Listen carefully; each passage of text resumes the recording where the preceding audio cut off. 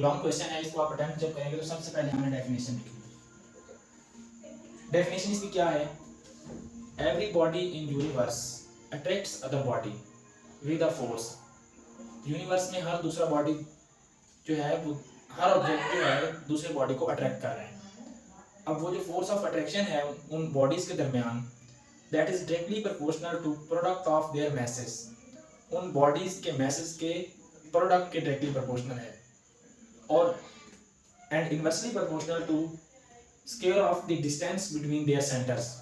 उन बॉडीज के सेंटर्स के दरमियान जो डिस्टेंस है ना, उसके इनवर्सली प्रोपोर्शनल है।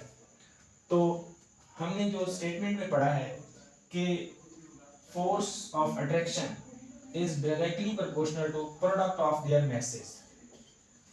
दो मैसेज हैं, फर्ज किया m1 एंड m2। हम यहाँ पर बना देते हैं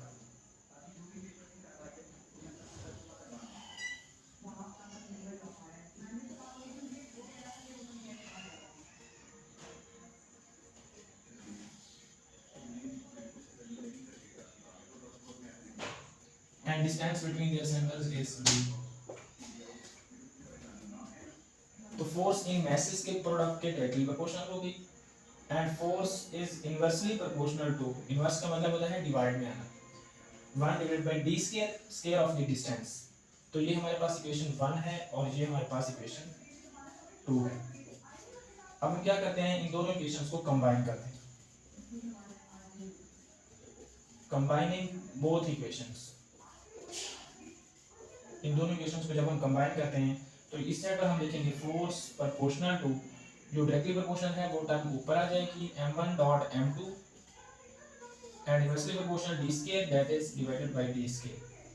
अब हम यहाँ पर क्या करेंगे, f is equal to, proportionality sign जब हटाते हैं तो कॉन्स, ये इक्वल लगाने के बाद हमें कांस्टेंट लगाना होता है, और यहाँ पर कांस्टेंट हम कैपिटल G लगाएंगे। अब हमने G के अलावा कोई और कांस्टेंट हम नहीं लगा सकते। क्यों नहीं लगा सकते? क्योंकि ये लॉ ऑफ ग्रेविटेशन के अंदर न्यूटन ने ये प्रेजेंट किया है और इसकी एक फिक्स वैल्यू इंट्रोड्यूस कराई गई है, तो इसलिए ये कैलकुलेटेड वैल्यू है, इसकी जगह पर हम कोई भी और कांस्टेंट नहीं लगाएंगे, तो सिर्फ कैपिटल G लगा लें, m1 dot m2 divided by d square. अब यहाँ पर हम क्या करते हैं कि इस G को डिफाइन कर देते हैं। G वैसे तो कांस्टेंट ऑफ प्रोपोर्शनलिटी भी है, लेकिन इसे हम यूनिवर्सल कांस्टेंट भी कहते हैं। यहाँ पर लिख देते हैं G is universal constant।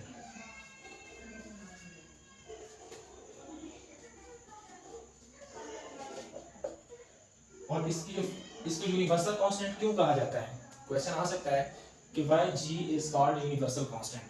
उसकी ये वजह है कि इसकी जो वैल्यू है G की, वो पूरी यूनिवर्स में सेम रहेगी, चाहे वो आप मार्स पे चले जाएं, मून पे हैं या अर्थ पर हैं, किसी भी जगह पर कैलकुलेशंस की जा रही हैं, तो इस कैपिटल G की वैल्यू जो है वो कांस्टेंट रहनी है, वो चेंज नहीं होगी।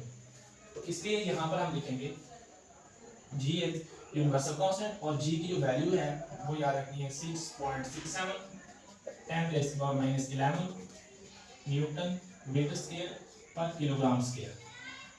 तो ये इसकी फिक्स वैल्यू है।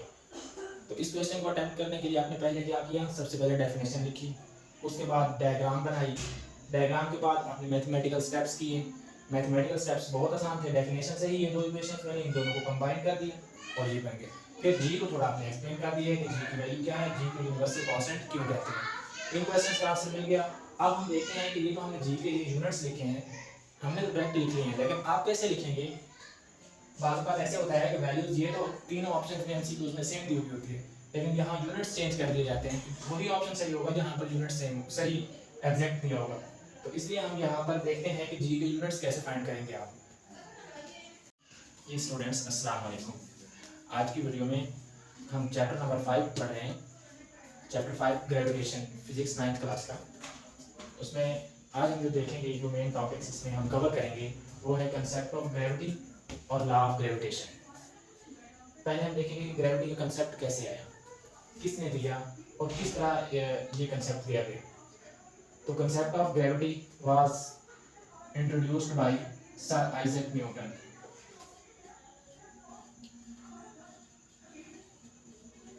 ये इन्होंने कब ये कंसेप्ट दिया था ग्रेविटी का? 1666।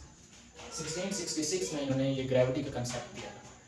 और ग्रेविटी का कंसेप्ट इन्होंने किस तरह दिया, कहा जाता है कि एक शाम को ये एप्पल ट्री के नीचे बैठे थे और कुछ सोच रहे थे, तो उसी दौरान ही एप्पल ट्री से एक एप्पल गिरा इनके सामने। उसने इनके जो थिंकिंग या कंसंट्रेशन का जो प्रोसेस था उसको डाइवर्ज किया। इन्होंने उस एप्पल के गिरने के बारे में सोचना शुरू कर दिया कि आखिर एप्पल नीचे गिरा क्यों है, ये एप्पल ऊपर क्यों नहीं गया, ये अर्थ की तरफ ही क्यों आया है। तो उन्होंने इसके लिए जो है उस पर इन्होंने गौर करना शुरू किया। तो फिर इन्होंने कंसेप्ट दिया ग्रेविटी का। ग्रेविटी का मतलब है कि ऐसी फोर्स जिसकी वजह से कोई प्लैनेट किसी भी बॉडी को अट्रैक्ट कर रहा है। उन्होंने कहा कि अर्थ की ये प्रॉपर्टी है, अर्थ के अंदर एक अट्रैक्शन की फोर्स है जिसकी वजह से वो दूसरे बॉडीज को अपनी तरफ अट्रैक्ट करती है। तो उसको उन्होंने ग्रेविटी के कंसेप्ट दिया। तो gravity mean force of attraction है जो कोई भी प्लैनेट किसी दूसरे बॉडी पर अप्लाई करता है और दूसरे स्मॉलर ऑब्जेक्ट्स को अपनी तरफ अट्रैक्ट करता है। तो इस तरह सर आइजैक न्यूटन ने ग्रेविटी का कंसेप्ट दिया था। अब 1666 में ग्रेविटी का कंसेप्ट देने के बाद 1687 में इन्होंने लॉ ऑफ ग्रेविटेशन प्रेजेंट किया। लॉ ऑफ ग्रेविटेशन जो कि इसकी एक मैथमेटिकल फॉर्म भी है, मैथमेटिकल फार्मूला है। लॉ ऑफ ग्रेविटेशन भी इन्होंने ही प्रेजेंट किया था, सर आइजैक न्यूटन ने ही। अब इसके बाद जो है हम अब देखते हैं कि लॉ ऑफ ग्रेविटेशन है क्या चीज़। इसमें आइजैक न्यूटन ने इसको कैसे डिफाइन किया था उसके बारे में हम देखते हैं। तो उसके लिए जो है यहाँ पर हम लिख लेते हैं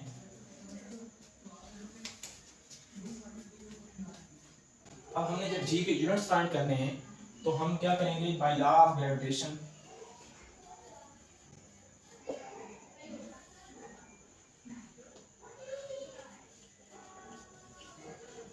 आपको ये मालूम है कि F is equal to G m1 dot m2 divided by d square. हमें जी के यूनिट्स चाहिए तो आप क्या करेंगे, यहाँ पर इस डी स्क्वायर को इधर क्रॉस मल्टीप्लाई कर दें। F dot d square is equal to इधर क्या रह गया, जी m1 डॉट m2। अब जी को हम यही रहने देंगे और F D square divided by m1 dot m2। अब यहाँ पर हम यूनिट्स लिखने की कोशिश करते हैं। फोर्स का यूनिट क्या होता है, आपको मालूम होगा, फोर्स का यूनिट होता है न्यूटन एन। डिस्टेंस का यूनिट क्या होता है, मीटर, और ऊपर स्क्वायर लगा हुआ है तो यहाँ पर क्या हो जाएगा, metre square divided by mass का यूनिट क्या होता है, m1 है ना, तो यहाँ पर एक इस मास का यूनिट किलोग्राम आ जाएगा, डॉट दोबारा फिर मास है, इसका यूनिट भी क्या आ जाएगा, किलोग्राम। तो यहाँ पर kilogram dot kilogram, kilogram square बन जाना है। तो यहाँ पर हम लिख लेते हैं न्यूटन मीटर स्क्वायर पर किलोग्राम स्क्वायर। तो इस तरह हमारे पास यही यूनिट्स न्यूटन मीटर स्क्वायर पर किलोग्राम स्क्वायर जी के हमें यूनिट्स टाइप करनी है। अब हम क्या करते हैं, इसकी जो वैल्यू है वो वैसे वैल्यू आप लिख सकते हैं 6.67 10 प्लस की पावर -11 न्यूटन मीटर स्क्वायर पर किलोग्राम स्क्वायर। ये है जी की वैल्यू भी हमने लिख दी और यूनिट्स साथ ड्राइव हो चुके हैं। ठीक है, तो ये हमने जी के यूनिट्स टाइप कर लिए हैं। अब लॉन्ग क्वेश्चन का आखिरी हेडिंग जो है वो ये है कि वो कहते हैं कि आप ये बताएं कि लॉ ऑफ ग्रेविटेशन जो है वो न्यूटन थर्ड लॉ के साथ किस तरह रिलेट करता है। How law of gravitation relates to Newton third law. तो वो हम अब देखते हैं आखिरी हेडिंग इस क्वेश्चन का। इसके रिलेशन बुक में तो उन्होंने पैराग्राफ की फॉर्म में दिया है, लेकिन हम क्या करेंगे, इसको आसान लफ्जों में समझेंगे पहले। अगर आपको समझ आ गई तो फिर आप खुद से ही पैराग्राफ भी बना सकते हैं, डायग्राम भी बना सकते हैं। तो इसके लिए आप क्या करेंगे, सबसे पहले आप दो ऑब्जेक्ट्स बनाएं। This is object 1 and this is object 2। ये फर्ज किया हमारे पास दो ऑब्जेक्ट्स हैं और हम कंसीडर करते हैं कि इन दोनों के मैसेज इक्वल है m1 m2। यहाँ पर आप लिख लें कि late m1 is equal to m2। फर्ज किया कि दोनों ऑब्जेक्ट्स के मैसेज आपस में इक्वल हैं।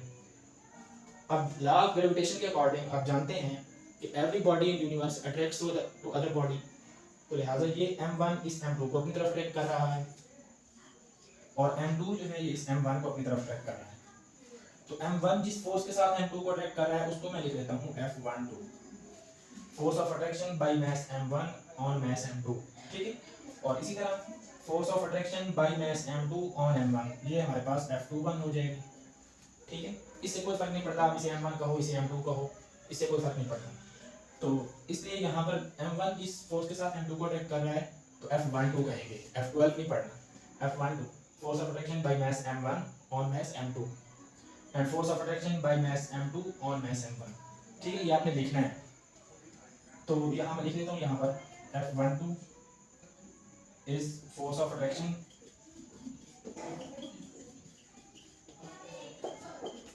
Bye mass m1 on m2।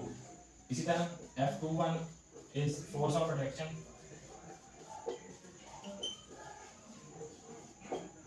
Bye m2 on m1, ठीक है। अब एक फोर्स को आप एक्शन की फोर्स ले सकते हैं और दूसरी रिएक्शन की फोर्स होगी। तो मैं फर्स्ट किया इस फोर्स को मैं कह देता हूँ कि ये एक्शन फोर्स है, और ये हमारे पास F21 जो है इट्स इज रिएक्शन फोर्स, ठीक है। तो हम यहाँ पर लिख सकते हैं कि F12 is equal to F21। F12 force जो है वो F21 के इक्वल है, क्योंकि दोनों के मैसेज इक्वल हैं तो लिहाजा इक्वल फोर्सेस के साथ एक दूसरे को अट्रैक्ट कर रहे होंगे। लेकिन इन दोनों फोर्सेस की डायरेक्शन अपोजिट है, तो डायरेक्शन अपोजिट जब होती है तो नेगेटिव साइन लगाते हैं, ठीक है। आप चाहें तो नेगेटिव साइन इसके साथ लगा दें तब भी कोई फर्क नहीं पड़ना, लेकिन दोनों फोर्सेस की डायरेक्शन अपोजिट है तो किसी एक के साथ नेगेटिव साइन आ जाएगा।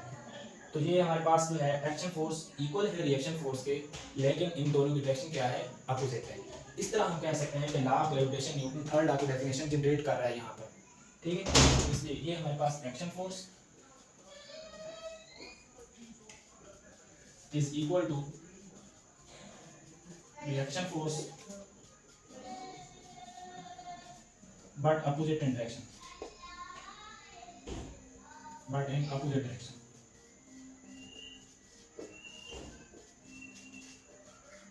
तो इस तरह हमारा एक लॉन्ग क्वेश्चन आज कंप्लीट हो गया। ओके, अल्लाह हाफिज़।